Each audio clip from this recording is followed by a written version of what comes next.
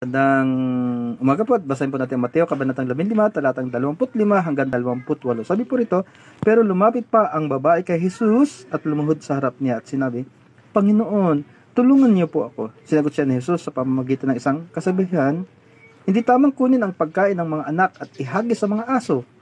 Sumagot naman ang babae, tama po kayo, Panginoon. Pero kahit mga aso ay kumakain ng mga natirang nahuhulog mula sa mesa ng kanilang amo. At sinabi sa kanya ni Jesus, napakalaki ng pananampalataya mo. Mangyayari ang ayon sa inihiling mo at nang sandaling iyon ay gumaling ang anak ng babae. So yung babae po may sakit yung anak, sinasaniban ng masamang espiritu at walang makapagpagaling. Nabalitaan niya ang Panginoon at lumapit siya sa Panginoon Kristo. Pero sa simula, seemingly nire-reject siya. Pero ang kanyang pananampalataya, nagtitiwala siya sa Panginoon na ang Panginoon Kristo lang ang magpapagaling sa kanyang anak.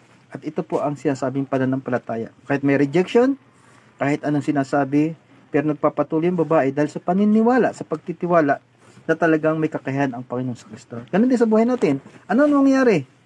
Basta't magtiwala tayo sa Panginoon Kristo, makikita natin ang pagpapala. Kaya patawarin tayo sa ating kasalanan, sa ating kakulangan ng pananampalataya. Ngayon po ay hinahangaan ko mga kababayan sapagkat ngayon po ay Women's International Month. Pagpalay po tayo ng Panginoon Kristo.